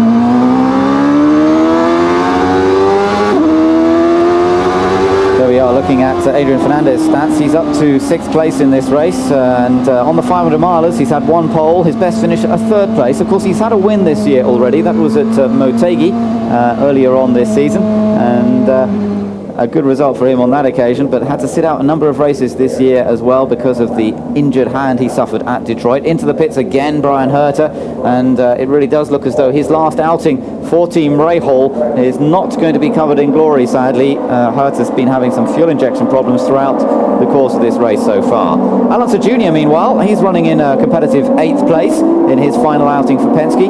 It's also the last run for Goodyear tyres, we now know, as they are also pulling out of the Champ Car Series. But let's concentrate now on the restart as Max Papis leads them away, the green flag waves, and here they come out of turn number 4 across the line. Papis followed by Tracy, and look at Kanan, who's a lap down, or a couple of laps down in fact, is he? Let's see, 1 lap down. He's right in that little mix as well, the winner of Michigan, and determined to try and get back onto the lead lap if he can. There he is, just being chased by Juan Montoya.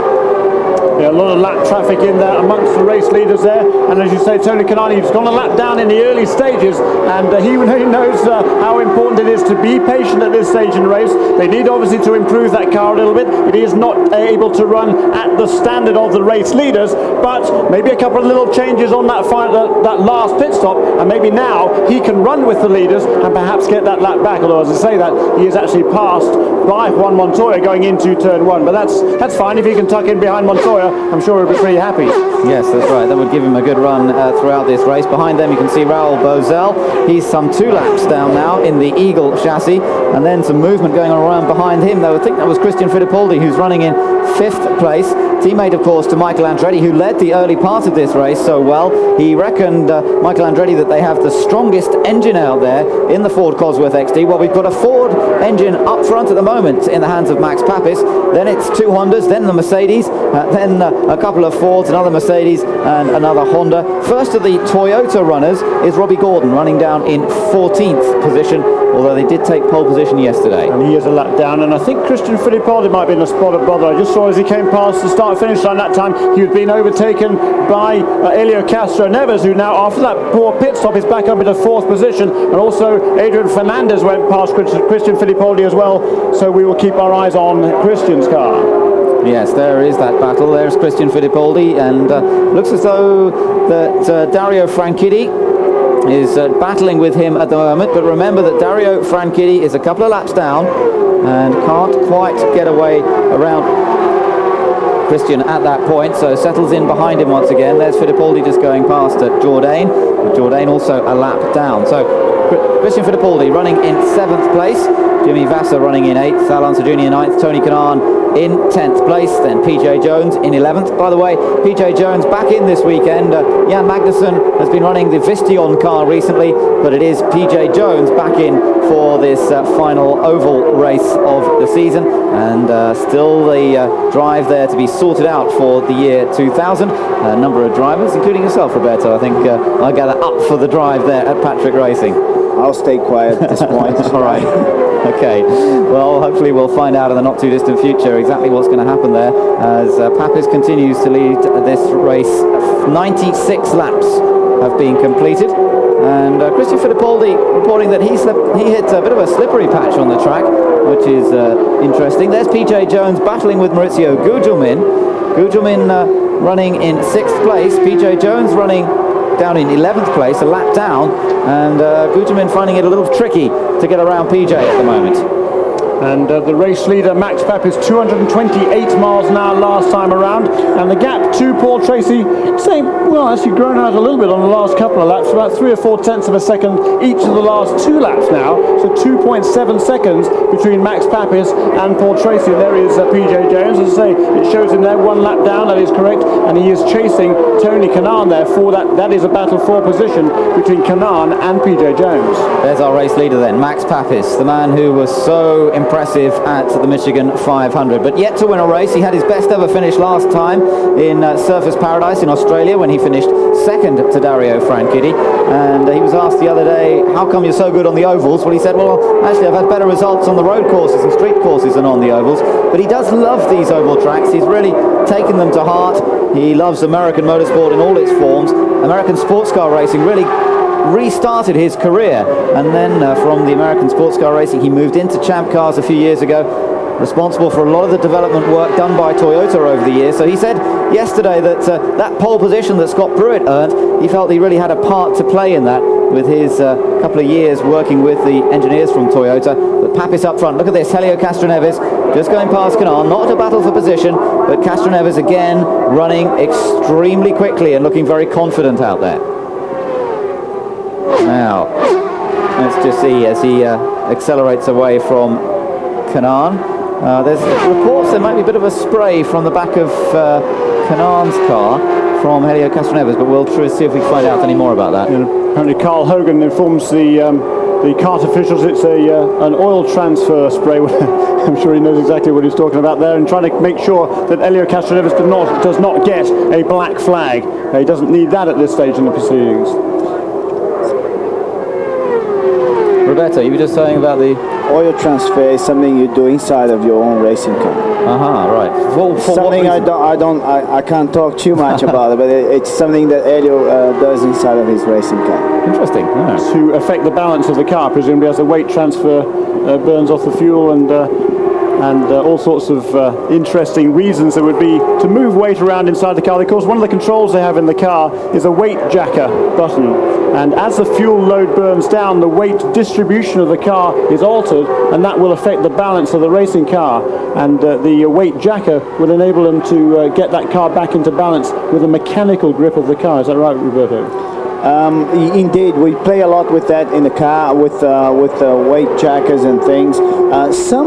Some teams out there don't even use them because their car handles so well throughout the race. Sometimes we don't even touch them, even if we have them, when the car handles so well, which I believe was the case with Michael today. And but whenever we need, it's there if we ever need it. So Papis leads them around. 102 laps completed, 148 still to go. And Tracy running in a competitive second place, some 3 seconds behind. Montoya is in third. Helio Castroneves is fourth. Fernandez fifth. Guterman sixth. Fittipaldi seventh, with Vassar, Alonso Jr., Canaan and Jones behind. Sports coverage from Fontana, the battle between Montoya and Franchitti for the 1999 FedEx Championship Series, and Montoya with the big advantage at the moment, running in third place. Franchitti down in 15th position, some 2 laps behind after various problems in the early part of the race. Max Papis is the race leader, 107 laps in the books, and maintaining a just under 4-second lead over Paul Tracy. Let's just take a look at those positions. Papis, Tracy, Montoya, that's our top 3. Castroneves has been running extremely quickly all afternoon. He's ahead of Fernandez and Maurizio Guterman, who's also putting in a strong run today. Christian Fittipaldi runs 7th, then Jimmy Vassar, Al Unser Jr., Tony Kanaan, PJ Jones, and in the final points scoring position at the moment is Gilles de Ferran. Then we see Jourdain, Gordon and Franchitti down there in 15th place, 2 laps behind, but just hoping that the strategy works his way, that they can work the yellows a little bit and get himself back in contention here. He has passed the eagle of Raoul Boisel. That was 4th position 4 or 5 laps ago, so he has moved up 1 position, and for certain I think there's going to be some attrition before the end of this race, so he should be able to get up into the top 10 or 12 fairly easily. But he's going to, as you say, Ben, play some interesting strategies and have things fall his way. He just needs a little bit of good fortune at this stage to get back into contention to really where he needs to be. He'll certainly feel more comfortable if he's back up amongst the top 10 or 12. And you know, as competitive as this series is, as I said before, it's going to be tough to do. So he's going to need some bit of good fortune on his side to help him along the way. Yes, he is. There's no doubt about that. There's a story that the car of Castroneves is running a little bit rough, and it sounds as though he may be in trouble. Castroneves is slowing. Car number 9, the Hogan machine, and what a shame this would be.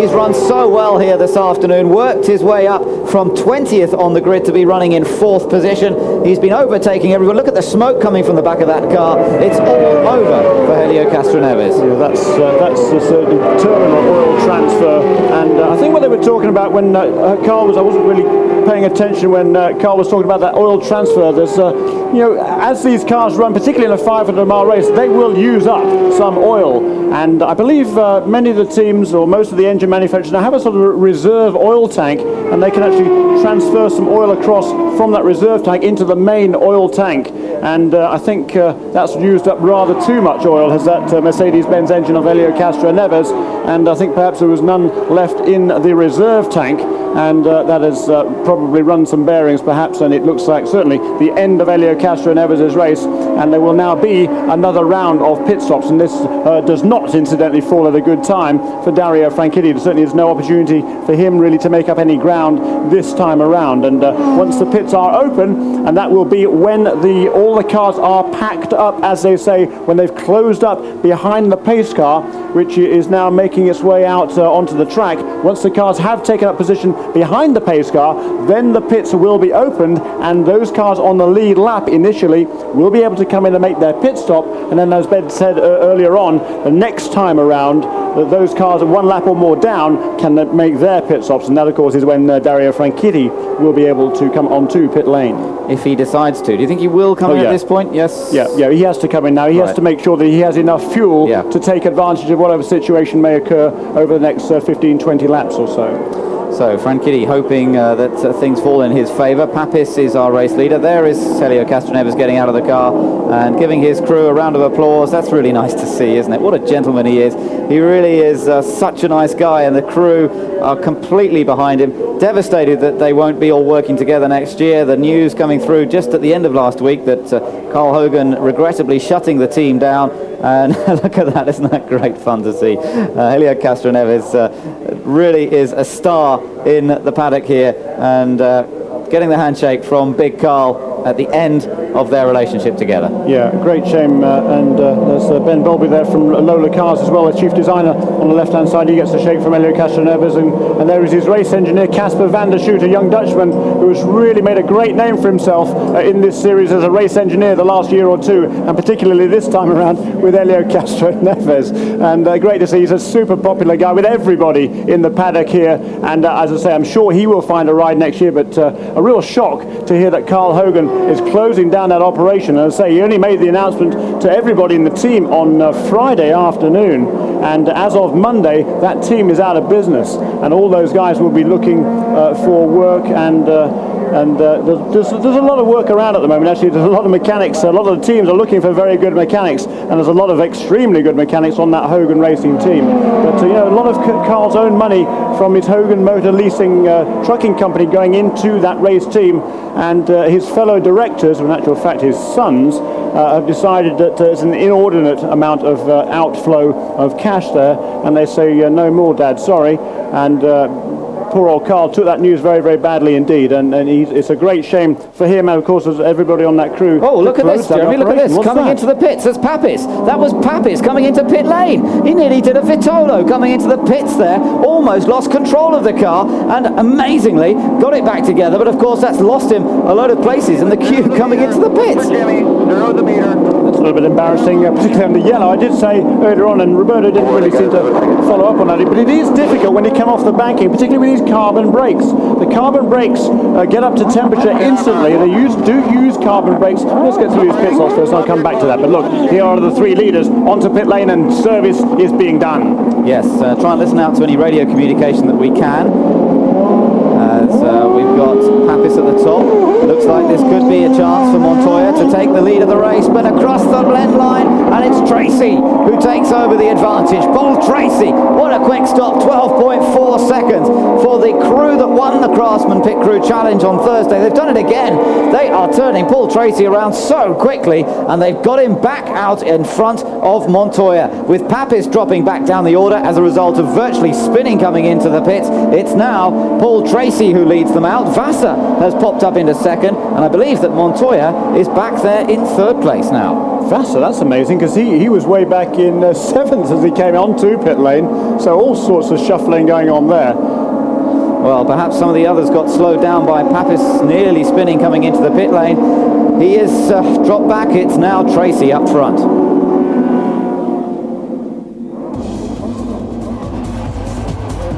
So, a rookie record, 7 victories this season for Juan Pablo Montoya, beating Nigel Mansell's record. Great job. I'll see you in victory circle.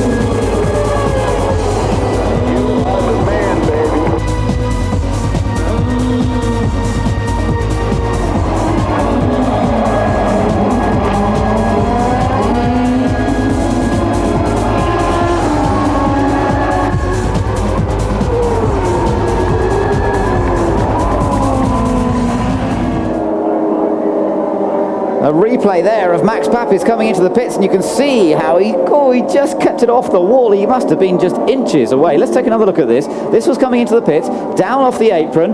Now, he got on the power by the looks of things there, hit the brakes, corrected it, got on the grass. Now look how close he was to the wall here. Yeah. Just avoided it. Not far away. As I was saying before, though, the cars use, generally speaking, in the FedEx Championship Series, they use steel brakes on these cars. That's for reasons mainly of cost. Now, for the super speedway races, they are actually allowed to use, and therefore do use, carbon fiber brakes. That's discs and rotors. And I think, again, that was coming off that transition there from the banking onto the apron, as they call it, the flat part of the track. And it's very difficult because the cars, of course, are set up to turn left in any case, so the cambers and the toe angles on these cars are not symmetrical, so they are set up to turn left at the best of times. If you just roll the car in a straight line, it'll curve around to the left under its own power. And when you're coming off the banking there and turning left and on the brakes, that accentuates the problems, and that's what caused that problem there for Max Papis. But the reason they use carbon brakes on these fast ovals is that carbon brakes come up to temperature, up to optimum working temperature almost instantly, whereas steel brakes take more time to achieve their full effectiveness. So as you're coming off the bank, in particular under full racing situation, pretty much as soon as you get onto the brake pedal with carbon fiber brakes, the car will slow down. If you were using steel brakes, it would take much longer for that braking effect to take full effect. So that is why we use these carbon brakes. Thank you very much.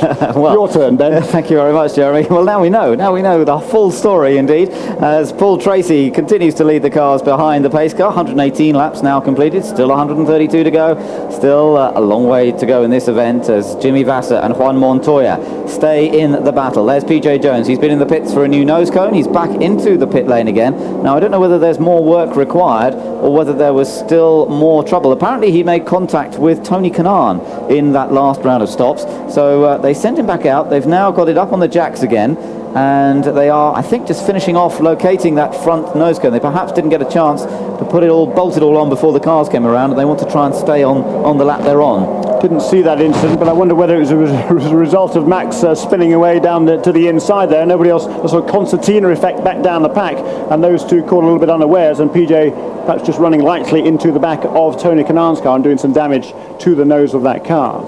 So Tracy's up front. He was up front in the latter stages of last year as well, but it all went wrong for him.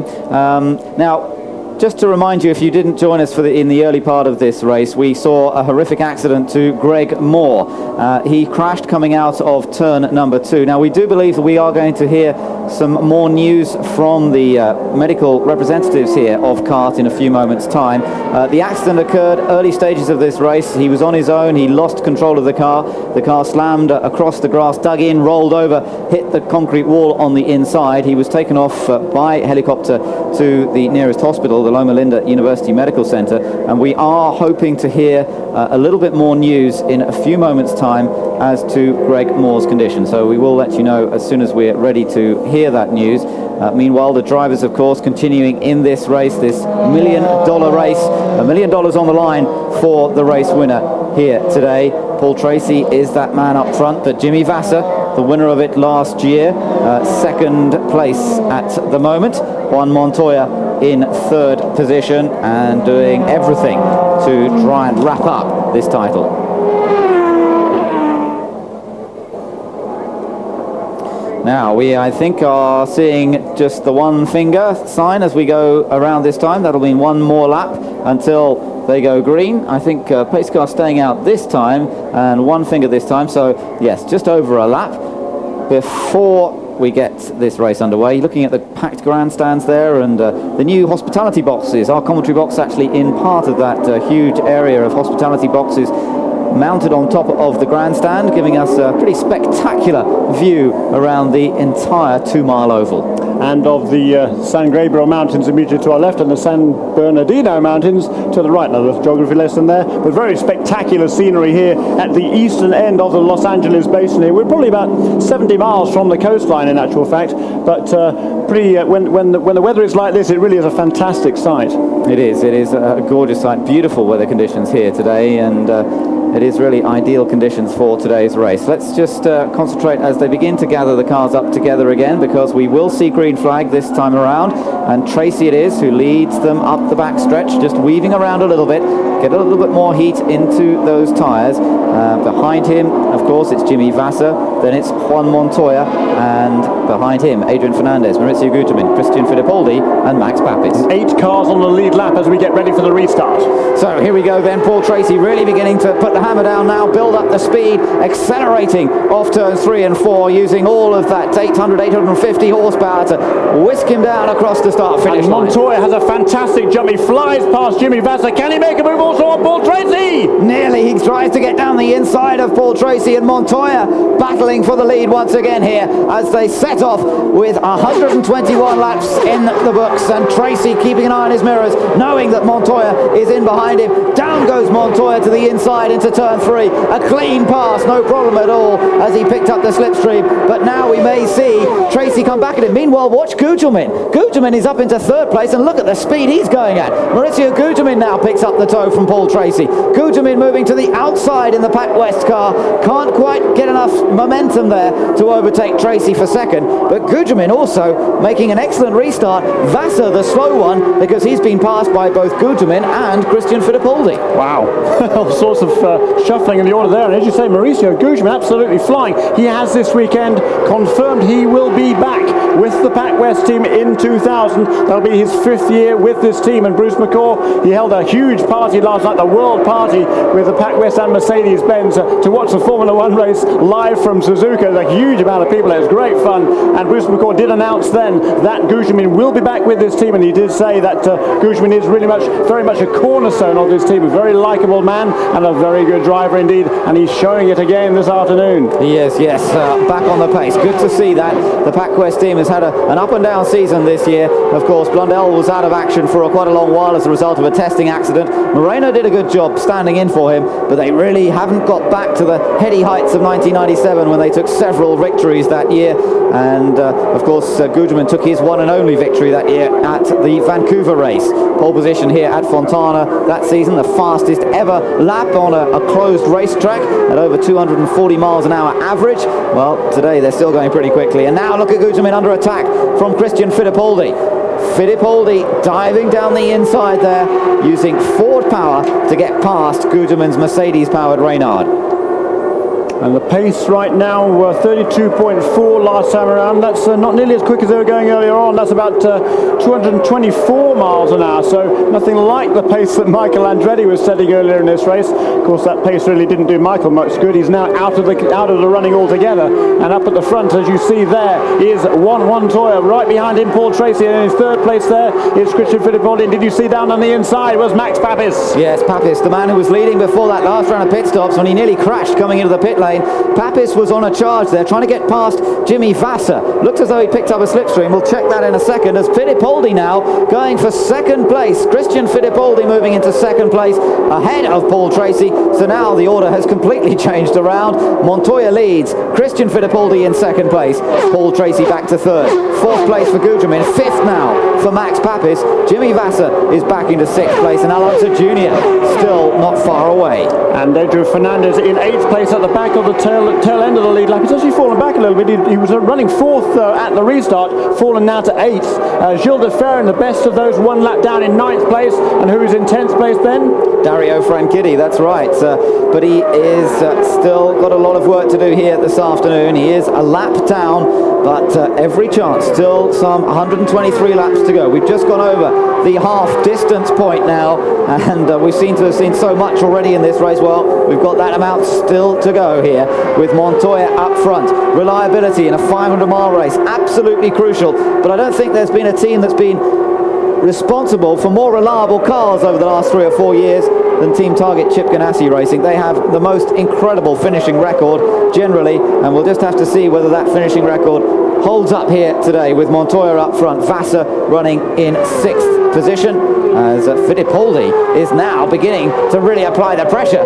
to Montoya. Look at this, Fittipaldi now taking a look at getting past Montoya. Doesn't take any risks though. No point in really making a risky move here, but it looks as though he's got all the speed that Michael Andretti was showing earlier on. That's right. Anything you can do, Michael, I can do better, says Christian Fittipaldi. He's been a revelation this season as Christian Fittipaldi, and now, for the first time really, he is showing his full mettle on an oval track. He's been magnificent this year, scored his first win, of course, at Road America, had several other great runs, a really fine run at Toronto as well, and several more good positions. He really was a championship contender until he broke a bone in his back when he had a crash in testing on the oval at Gateway, and he missed 5 races and has fallen out of the top 5 in the championship. But he wants to get back into the top 5, and now he really is pressuring Juan Montoya. He is indeed. Look at this Ford power again, as we mentioned, this Cosworth XD engine, which is at the end of its development, but it really is producing the numbers on the super speedway here. And now again he's perfectly situated. Montoya checks his mirrors. Fittipaldi not actually sitting in behind enough to get the slipstream there, but I don't think he's worried. He'll take the chance when he gets it given cleanly, but he's not going to do anything silly. He's just happy to sit there in second place until the draft works perfectly. It could be this time as they move across the line. Fittipaldi moves to the outside and heads into the lead in turn 1, and a cheer from the crowd as Fittipaldi goes ahead of Juan Montoya, and that is a great move by the Brazilian, winner of the Road America race this year, and now he's in front in this race, and he's never led a lap in a 500-mile race before, so how about that? Christian Fittipaldi coming through in the lead of this race. Great to see, and absolutely, look at that, he's pulled out already about 50 yards over Juan Montoya. That really, the advantage of that slipstream that enabled him to go past there, and certainly a great run here from Christian Fittipaldi. His best result on an oval was second at Indianapolis in his rookie season way back in '95. That was with Walker Racing, and on the really they don't take any hurry. No rush at this stage in the race. Still 118 laps to go. Yeah, we could just hear Chip Ganassi on the radio there. That's right, and he said, "Don't worry about it. Montoya mustn't panic at this point." Absolutely not. He's in a very strong second place, and Franchitti is down in 10th place. Montoya's looking good at this point in the race, so he must not panic. He must not do anything silly. Papis also on the move. Max is up to 3rd now. He dropped down to 7th after that last pit stop. Disaster when he nearly spun coming into the pit lane, and now he's working his way back up front, up into 3rd place, and now he will be the next man to chase Juan Montoya. Behind Papis it's Tracy, then Gugelmin, then Vassar, then Alonso Jr. still on the lead lap. Watch out for little Al, he's always a feature in these races.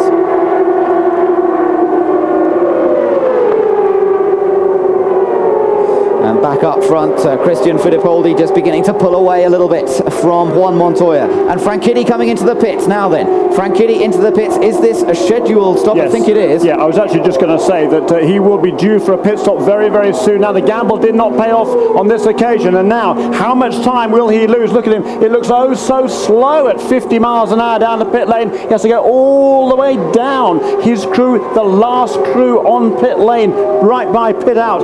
He will lose more than a lap here, and that's the gamble you take from that situation. He was just 1 lap down. He's already now 2 laps down, and it's a question, will he go 3 laps down before he gets out on track? I don't think he will, actually. There's a problem with that right rear again, and they've dropped it down before they got it off.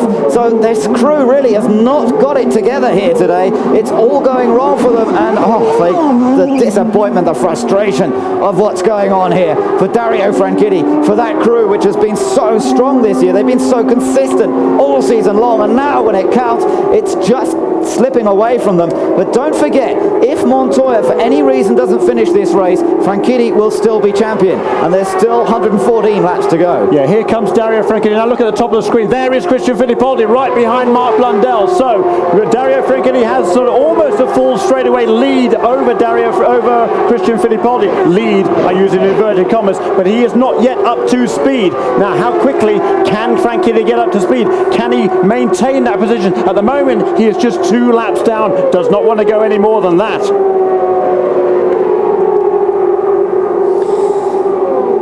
The positions then, Christian Fittipaldi leading after 136 laps, Montoya 2nd, Max Papis in 3rd, Paul Tracy in 4th, Gugelmin and Vassar right behind. And watching Dario Franchitti at the moment, but his teammate Paul Tracy slowing right down. Paul Tracy, who was right up front and just behind Christian Fittipaldi, and Montoya up front has slowed right down. Reliability problems. Let's listen to the radio, trying to hear what's happening there. Drama indeed, as Paul Tracy is coming slowly into pit lane. Trying to listen to the radio. We've got radio communications with him. And you could hear him. You could hear him saying there, it sounded like it was running on 5 cylinders, and he's made it back to the pit lane.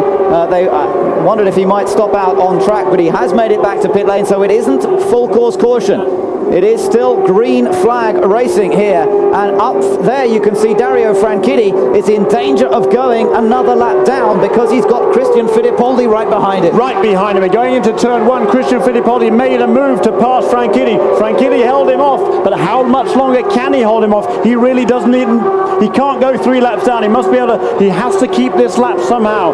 On the 2 laps down, yeah, you can maybe make that up 3. That's asking an awful lot, particularly when you're already halfway through the race. And maybe the smart thing to do might have been had Paul Tracy stop there out on the racetrack and have a full course caution. That's a bit cynical, isn't it? But a bit of a shame. But certainly a great shame for Paul Tracy. Another great run this weekend. He really has done a fabulous job this season. Of course, he had to sit out the first race of the year as a result of a penalty that was incurred on the end of the 98 season. Wally Dalleback, the kart chief steward, said, no, we don't want you at the first race. That's your penalty for that transgression of the rules. And since then, he has been absolutely magnificent. Look at this, Papis has moved past Montoya, but now Montoya's coming back at him. Oh, he's down below the wall. Nearly, do you see the car over the apron there? And we're just, Montoya almost getting himself into trouble. Chip Ganassi getting on the radio as well. And as he came back at getting into second place, he got 2 wheels down below the white line. Now you're allowed to do that, but the car got into quite a wheel there because the transition in angle between the banking and below that white line on the apron is quite severe. That's caused problems before. Andretti had an accident here last year because of it, and Montoya almost got into trouble there. And he's got to be careful because he's up front. He's where he needs to be. Take a look at this, Jeremy. Montoya coming down the inside. Look how he got squeezed down low, and the car snaking around a little bit. And that dust came up as he gets below the white line there onto the apron there, and that's it's not a very smart move really at this stage in the race. He doesn't need to do that. He's well ahead of Franchitti. It's way too early to start thinking about making vital positions in the game. We've still got over 100 laps to go. That is more than 200 miles to go, and Franchitti has lost that lap to the race leader again. There is a battle for second and third I should say, with Montoya back ahead of Max Papis, but Franchitti now is again 3 laps down. So Franchitti really with his work cut out here this afternoon. There have been 6 leaders in this race, 10 changes of lead so far, 5 caution periods over some 42 laps. Number of cars out include Naoki Hattori, Helio Castroneves, Michael Andretti, Scott Pruett, Cristiano D'Amata, Alex Barron also out. Helio Castroneves was one of the more recent retirements from this race, and he is down in the pit lane at the moment. Hopefully we will catch up with Helio Castroneves in just a second. We saw how he got out of the car, congratulating all his team for all the hard work they've done this year. Sadly, his race has come to a rather early end on this occasion. He was running up in a very competitive 4th position, and in just a second we should get a chance to hear from the young Brazilian.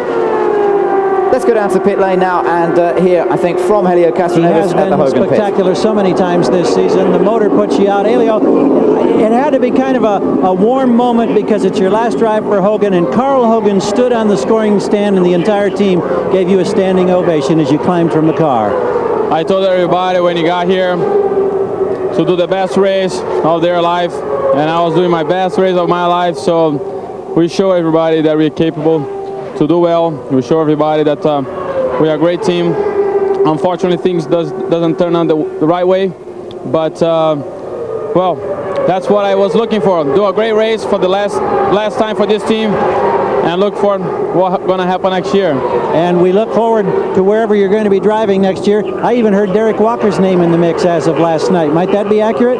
I tell you, as soon as everybody not hearing anything, I'll be ready. Okay, non-committal. Jan? Well, of course, Paul Tracy has climbed from the car now. Paul, what do you think broke? Well, I don't know. I mean, the team has done such a great job this year, and I don't want to say anything. The motor did a big pop, and But I got to thank Cool and Klein Tools, Firestone Honda for the season that they gave me, Barry Green, Tony Sakali, and all my guys. They just did a hell of a job this year, and we came back from a long way behind, and you know, to finish up third in the championship was great. Now for you, when you started the season, not running the very first race, did that in fact sort of motivate you for this season? Well, I think everything motivated me. I really wanted to show what I could do this year, and I think, you know, I want to thank Wally for what he did, because I think that changed my focus and my direction for what I had to do in the future. And, you know, we'll move on from here and try to win the championship. And you know, I hope Greg's feeling okay, because he's a close friend of mine, and I heard he got hurt pretty bad, and all our hearts go out to the Moore family. We hope he feels good. Thank you, Paul. Thank you. So Montoya continues around in second. Paul Tracy out of the race, and as he said, it's been a great year for him. Of course, with Michael Andretti retiring from this race as well today, it hasn't affected that battle for third in the championship. It means that Paul Tracy confirmed third place in the title, and that is a great performance, especially as he says, considering he missed the first race of the year. Wally Dallenbach, the chief steward, said, nope, you're not racing in that first race. It was a penalty for some of the driving that he'd been involved in it towards the end of last season. And it's nice to hear that Paul Tracy can actually say thank you to Wally Dallenbach for standing him down from that race. It actually helped him mature and grow as a driver. We're going to give you a half a turn of left front. Just listening to the radio communication, Gilles de Ferran, and we've got a yellow. It's a caution period. Gilles de Ferran into the pits at the start of the caution, although the pits will be closed to everybody else for a moment. There is debris at turn number 2, apparently, which will need some clearing up. And, of course, Gilles de Ferran into the pits just before that caution came out. So it doesn't really make any difference to him. And we wait to see whether the leaders will choose this time to come into the pit lane. Yeah, and I'm sure they will. They last came in on lap 113, so they've done 40 laps. They're getting pretty close to needing a pit stop, certainly in any case, in fact, any minute now. And bad news that for Dario Franchitti, he has just made his stop, and he has fallen back to 3 laps down, and he was only 1 lap down there for a while, so that gamble did not pay off for Team Cool Green. And as I said, I thought it was a bit early in the race, really, to start taking desperate moves like that. This is a risk you take, and it ended up costing them 2 laps. So the yellows flying once more. Raul Boesel just coming through picture at the moment, and Christian Fittipaldi is our race leader as 154 laps have been completed here. 98 laps still to go, and still a long way to go in this race. Fittipaldi running extremely quickly in the last few stages of this one. Michael Andretti showed the performance capability of the Swift chassis with the Ford engine early in this race, only to have problems in the pit lane. Christian Fittipaldi has taken up the baton extremely impressively and leading Juan Montoya before this caution period. Now, as we mentioned, this race has seen all sorts of incident and accident. Earlier on in the race, we saw an accident for Richie Hearn first coming out of turn number 2, which he stepped away from. We then saw a very serious accident involving Greg Moore, and he also lost it coming out of turn 2, hit the inside wall very heavily. The car rolled, barrel rolled, split in half, and we are hoping to hear an updated announcement in a few moments' time as to the situation regarding Greg Moore, so we will keep you right up to date with that at the moment. Just looking down over this California Speedway, resplendent in the sunshine here today. A huge crowd has gathered, just about a full house for this season finale, the battle between Franchitti and Juan Montoya for the 1999 championship, but certainly a great many people's thoughts with Greg Moore at this point. And as I say, hopefully we are going to go down to Dr. Steve Olvey in the pit lane. He is the Chief Medical Officer for CART, attending all of the races and in charge of the entire medical and safety team here. Let's go down to the pit lane. We're back at the medical center. Dr. Greg Bowman from the staff here and Dr. Steve Olvey have come out in an announcement for us. Dr. Olvey. Gary, I regret to announce that driver Greg Moore has been pronounced dead at Loma Linda Hospital. He died of massive head and internal injuries. He was pronounced dead at 21 minutes after 1 o'clock. Thank you very much. Tragic news then here from California this afternoon. Greg Moore, one of the greatest talents in Champ Car racing over the last few years. A young man, the Canadian, who was looking forward to a new challenge next year with Team Penske. He's one of the favourite drivers amongst the other drivers in the paddock, and particularly the likes of Paul Tracy and Dario Franchitti, a very close personal friend of Greg Moore. A very, very sad day here in California, and the shock perhaps not gone through everybody as yet. And our thoughts very much with Greg Moore's family.